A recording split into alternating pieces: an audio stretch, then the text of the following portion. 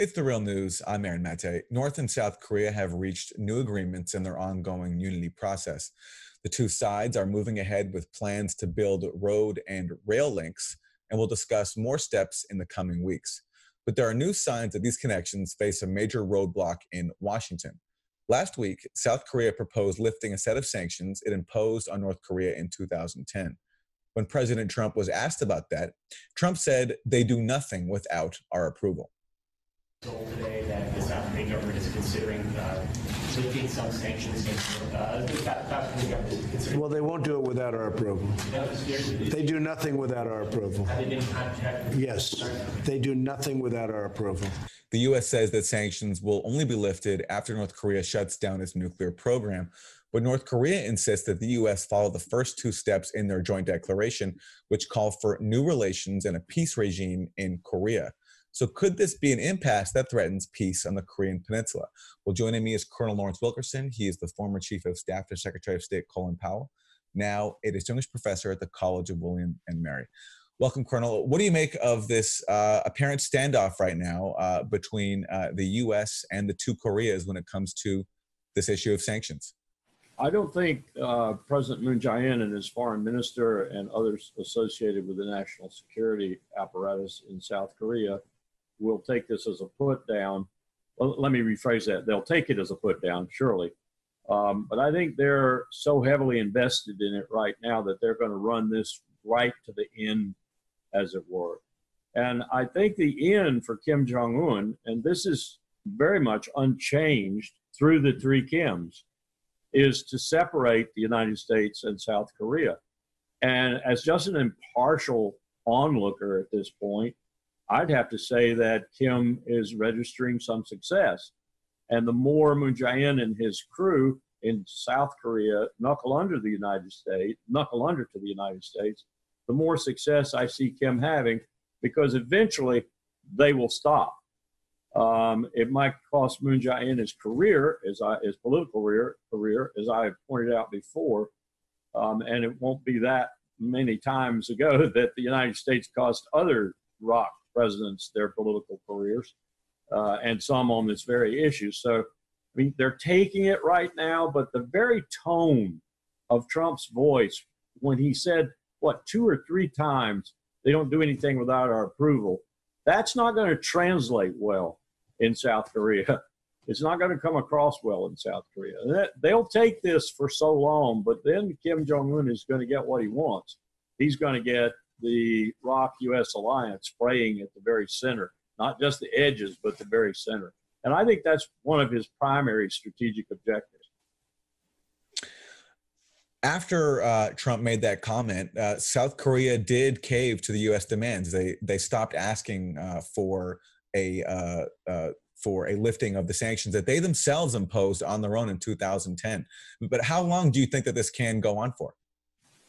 I watched it go on for some time earlier, from about 1994 to 2000 or so, when we were essentially dealing in similar circumstances.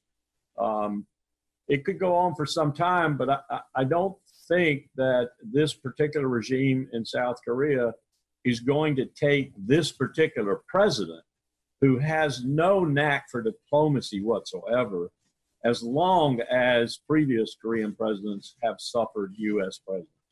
Let's face it, no matter how hard I might be on George W. Bush in that first term, or how hard I might be on the real president, Dick Cheney, they were better diplomats than Donald Trump.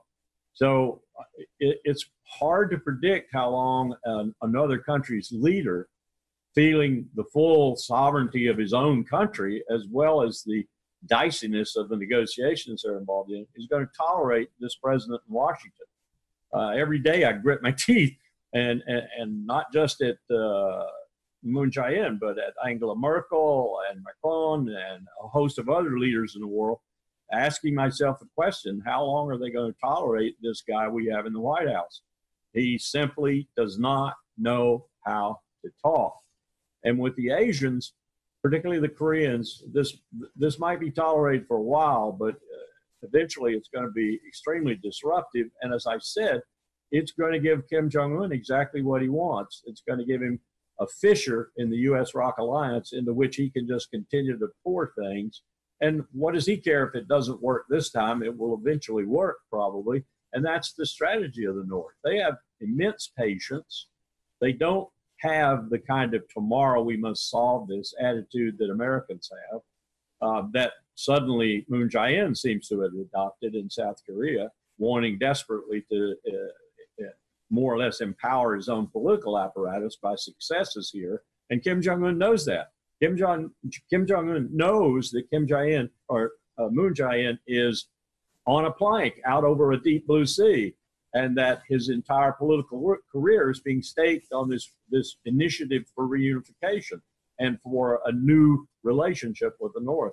So it's very difficult times, and we have no one in Washington who seems to empathize, who seems to understand how difficult are these times, and most importantly, seems to understand that the real pair on the peninsula, North and South Korea, are the center of any negotiations. And to say the kinds of things that Trump has said or suggest them, or say the kinds of things that Pompeo has said or suggest them, is very dangerous.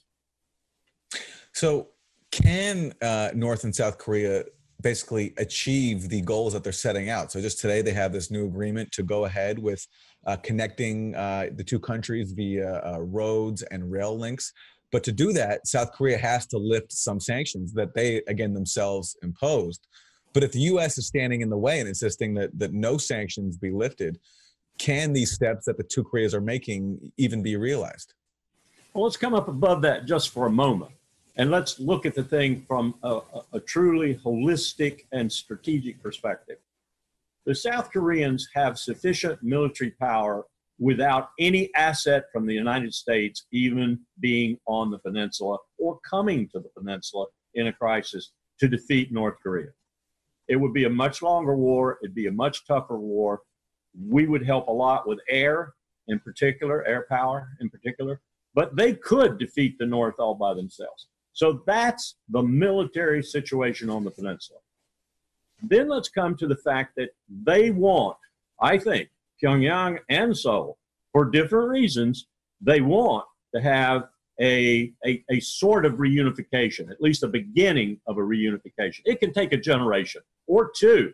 Asians have immense patience, and the Koreans have immense patience. So it's not like they got to get it done tomorrow. So hooking up rail, hooking up power grids, having an economic exchange so that Korean managers from the South go to the North and teach the North Koreans how to do things, as it were, in a capitalist market-oriented society. Having family reunions and visits and so forth and so on. All of that is cement beginning to be poured, beginning to harden, and beginning to do this, what might be an intergenerational task. They don't care that the United States is sitting there saying, you can't do this, you can't do this, if they can do it.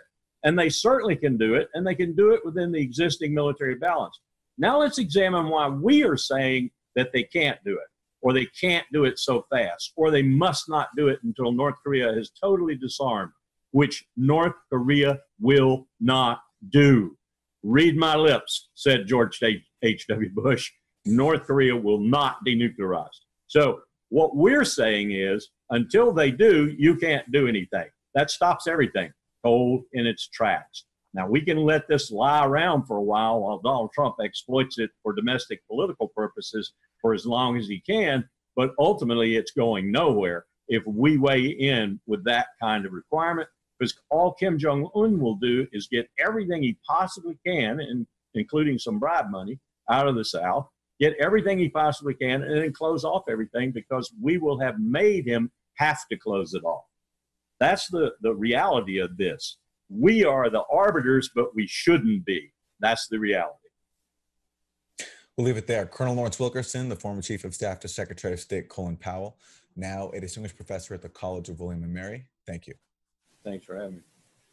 And thank you for joining us on The Real News.